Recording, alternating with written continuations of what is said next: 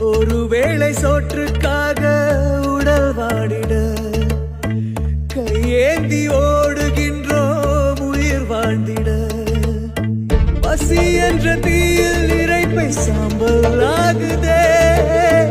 மனிதநேயம் எங்கே இங்கே செத்து போனதே.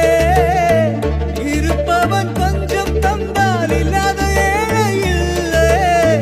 கண் திறந்து இறைவா பாரு எல்லாரும் உன் பிள்ளையே.